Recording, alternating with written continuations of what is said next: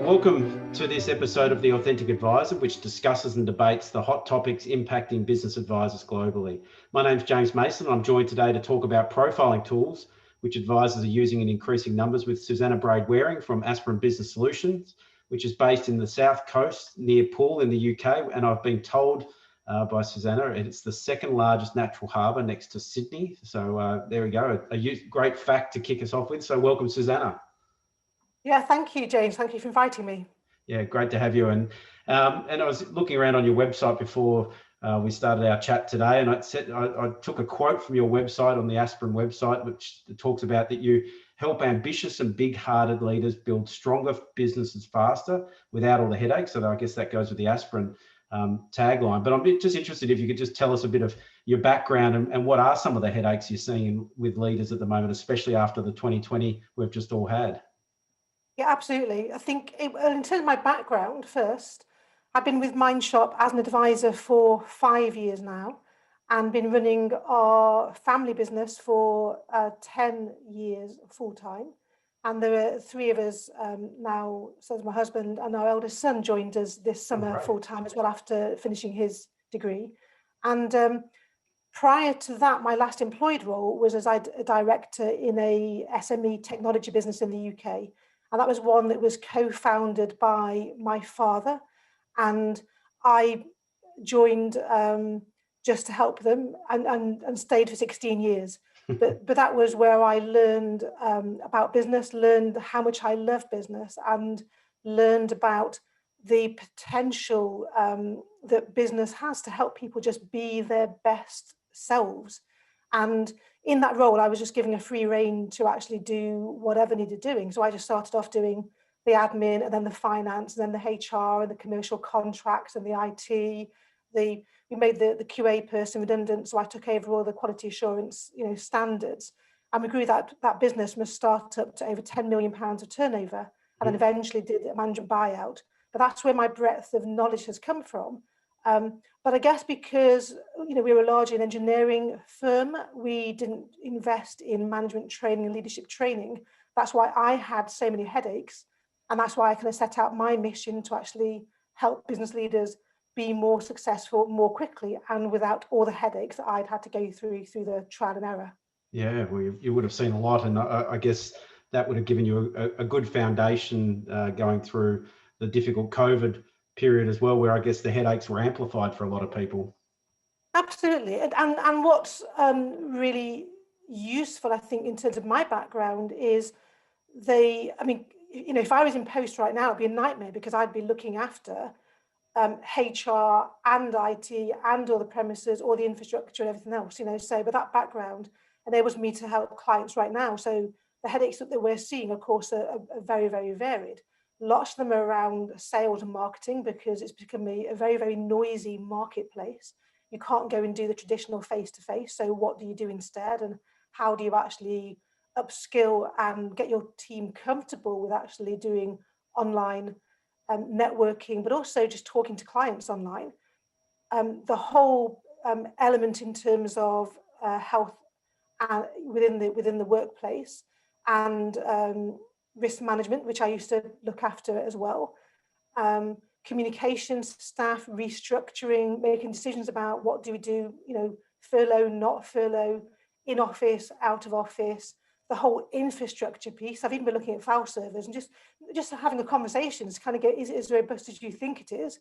And then, of course, mental health is massively impacted, but I became a mental health first aider 12 months ago because my work particularly with the profiling tools, increasingly verged onto mental health. And I was kind of avoiding it because I didn't feel qualified to actually be able to have the conversation, and it was no longer appropriate to keep avoiding the conversation. So I went and got the training so that I can at least know what to do and signpost people. Yeah, and I think building on that, having that ability to have those confident conversations, I find that I think that's been a part of this growth in a lot of the profiling tools that I've certainly been seeing out there. So tell me about some of the profiling tools you're using at the moment and how you're actually using them out in the field at the moment. Well, I think it'd be useful actually if we may just step back first of all and kind of go, what are profiling Mm. tools? And for me, they're a form of data. So, if we look at the 5 levels of business advisory that Mindshop talks about, the first one is data. So we go from data into insights, and very often from the finance sort of side, we'll use profit and loss, we'll do some analysis, we'll use diagnostics, which gives us great business intelligence and provides insights. The profiles do the same thing, but emotional intelligence. And it's about a lot of the problems that we're seeing are a combination of sales, marketing, people issues. And having that ability to be able to gather some data, some insights, and then apply them to real world problems really makes a difference to businesses, and being able to tackle it from both sides. It's really, really important, because part of I guess my biggest frustration and why I then turned to coaching was that I had some what I thought were brilliant ideas for implementing into the business, but I didn't engage anybody along the way. I didn't have the emotional intelligence to understand the importance of doing that, and I assumed that people would just kind of get on board. And when they didn't get on board, then it became frustrating. But I had myself to blame. So that's one of the big things that I learned and I've mastered and I teach now, is how to engage people, how to co-create. And the profiling tools are massively important in that process in terms of gaining insights, but also building trust. Mm. So which are some of the ones that you're using at the moment? So I predominantly use 2. The first one is a personality profiling tool, and the second one is motivational maps. The first one is the typical kind of Jungian 4-color profiling tool. It's one that's very, very widely accepted, and it's very useful in terms of, in a sense, those first maybe 3 levels of that business advisory, the data, the insights, and then the relevant kind of problem solving. And it's very, very good for that first level of self-awareness. So if someone's never done anything like this before, they're very, very good in terms of helping people to get a sense of self. So who are they? And recognizing that there are different personalities, and therefore people will behave and will react differently to the way that you would. And then the resolution really is, and how do you then adapt your behavior to be able to get on well with other people? So for me, that's what the personality profile does.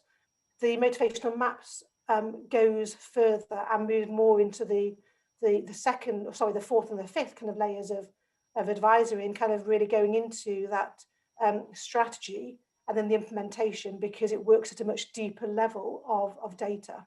Mm.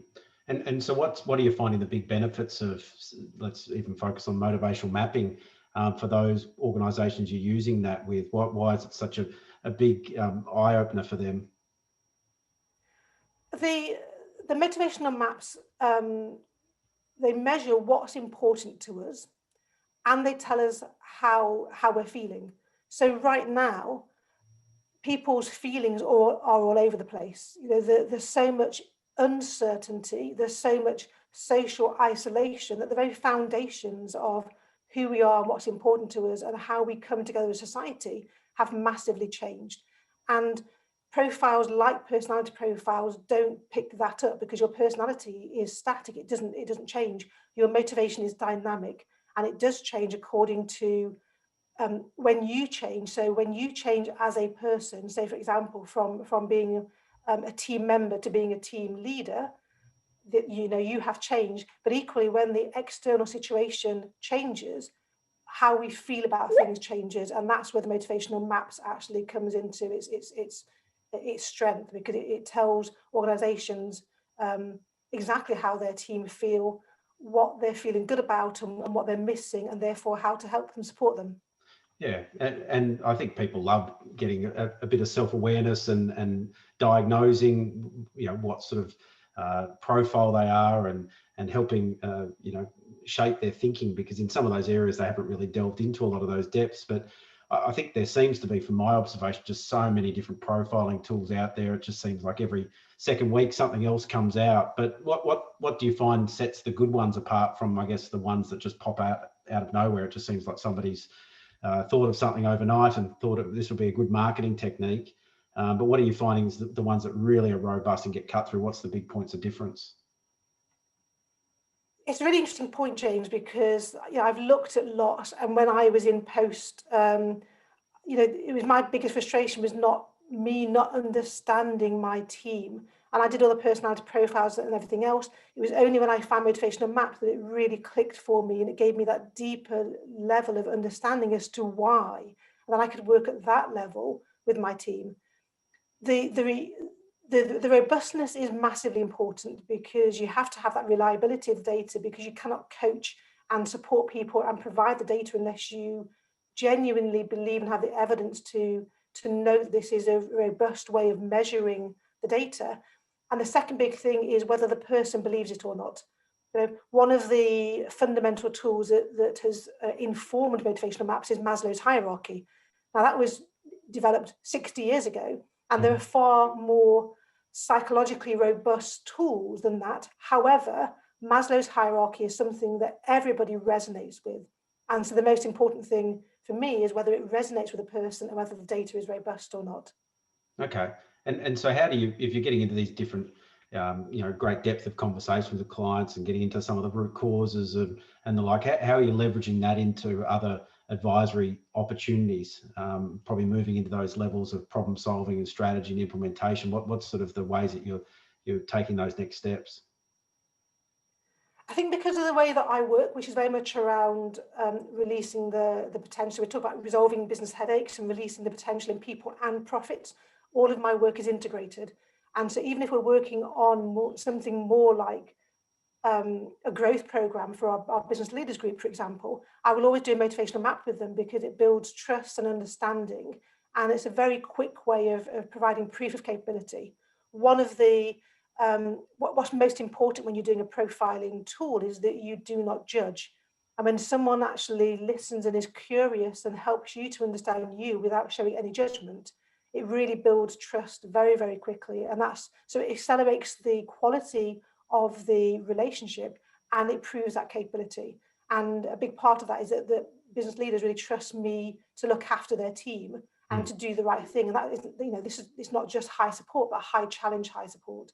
And if you're going to challenge people, you have to build that trust first of all. Yeah. So, and then everything else is kind of wrapped around. So it's about wrapping the map, that our map is then integrated into our solution. So if I'm doing something around coaching or team building, there will always be an initial element of using motivational maps to build that conversation first. And then we'll kind of just weave it into everything we're doing. If it explains where someone's stuck or a problem that they're having with their team, we'll kind of weave that data back in. Okay. Yeah, great. And I love that point on trust. So building on that, what would be the best tip if somebody said, look, loving hearing all of that, and I think bolting on a profiling tool into the way that I deliver advisory services is a good idea. What would you suggest is one of the best tips for success that you'd provide? Because I guess there's a lot of traps along the journey as well. Absolutely.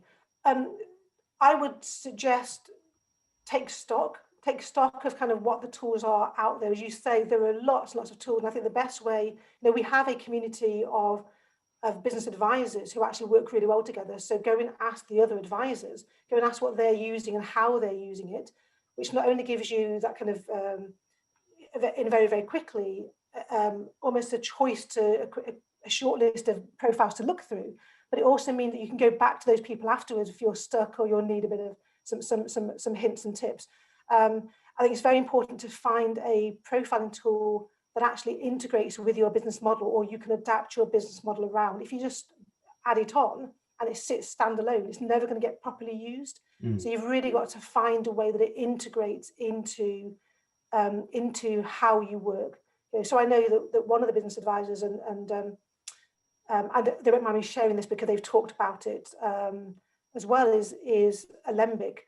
They use it and they call it almost like speed dating. So if they're doing something internally or even with their clients, they'll just have 15, 20-minute kind of session of each individual working in pairs, talking about what motivates them and why. And it's just a really quick way of just building that trust and that understanding, and having someone listen to who you are is so important, and especially right now.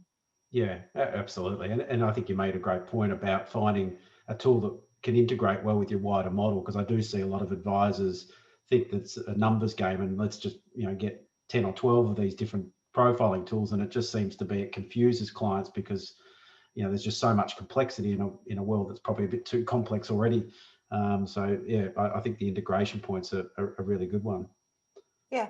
So integration is really important in terms of how you're going to use it, and then who you actually get accredited, because whoever gets accredited will understand the tool. They need to have the influence to be able to influence how it integrates back into the business model that you're using. But also then they need to have the time to be able to actually do the work with the clients.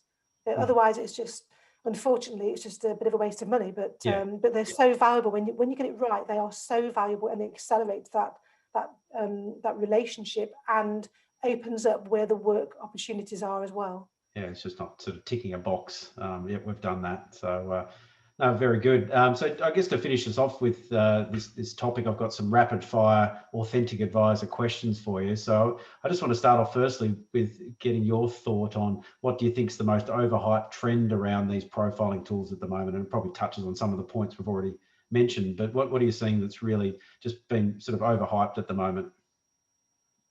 But for me, it's a little bit like personality profiles in particular have become the new staff surveys. So many organisations will do a staff survey, they kind of tick it off, and there is never really the commitment to listen to what their people are saying, and therefore to take that feedback on board and make the changes. They hadn't built that into the model or the timing. They hadn't allowed for that to happen. And so personality profiles are very often done in the same way. Let's do something for the team. Let's just get a personality profile, but it's never integrated kind of back into who are we as an organisation. And that's for me where motivational maps are very, very different, because they analyse the data in a way that the user feels very comfortable with. It only takes 15 minutes, where some of these profiling tools can take an hour. You just lose the will to kind of just to carry on. And yes, you can just have lovely conversations, but actually the data behind them is so robust and deep. You can actually make strategic decisions based around them and alter the culture of the organization, the whole reward strategy and management strategies. Yeah. So it's something, don't underestimate the power of what these can do by kind of just using them as a different kind of staff survey. Yeah, great point.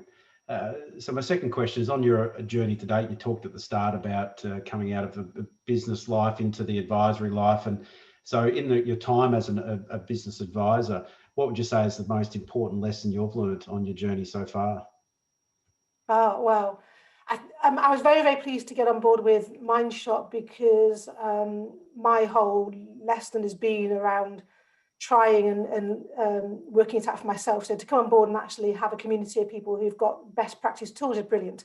The danger, of course, with that is Mindshop have so many tools. There's over probably 140 tools, pages and pages and pages of best practice advice.